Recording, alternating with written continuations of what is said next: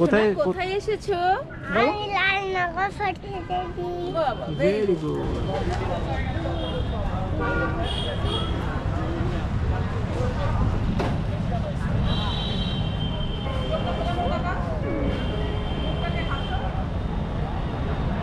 ওই ক্যামেরা দিয়ে ছবি তুলে দাও।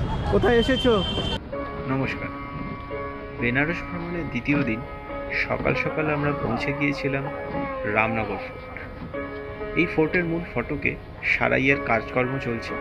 মূল ফটক দিয়ে ঢুকে বাঁদিকে টিকিট কাউন্টার, 80 টাকা জনপ্রতি টিকিট, যদিও স্টুডেন্টদের জন্য কনসেশন রয়েছে এবং ফরেনারদের দাম আলাদা ধার্য করা হয়েছে। সবার কাছে বেনারসের মূল আকর্ষণ কিন্তু কাশীর বিশ্বনাথ মন্দির বা সন্ধ্যাবেলায় গঙ্গাবক্ষে নৌকায় ঘুরে আরতি দর্শন। আমার কাছে বেনারসের আরেকটা জিনিস না হলে অসম্পূর্ণ থেকে যায়, সেটা হচ্ছে রামনগর ফোর্ট। এই ফোর্টটি তুলসীঘাটের ঠিক বিপরীত পারে গঙ্গা বরাবর দাঁড়িয়ে আছে। বেনারসের রাজা বলবন্ত সিংহ 1750 সালে তৈরি করেছিলেন বেলে পাথরের তৈরি এই স্থাপত্য, যেটা নির্মিত হয়েছিল মুঘল শৈলীতে।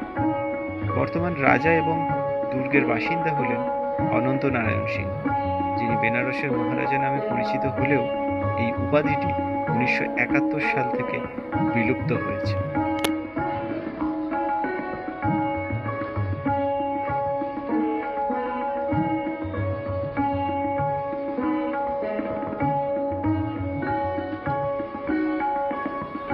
এখানে রয়েছে একটি খোলা প্রাঙ্গণ, চারপাশে দুর্গ।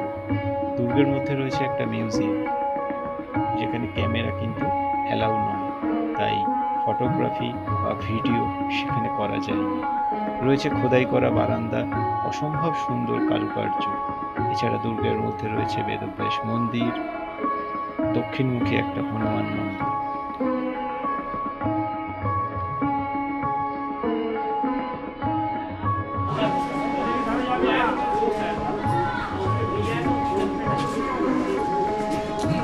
এখনকার যে রাজা 60 বছর বয়স, ছেলেমেয়েরা সব বিদেশে পড়াশোনা করে।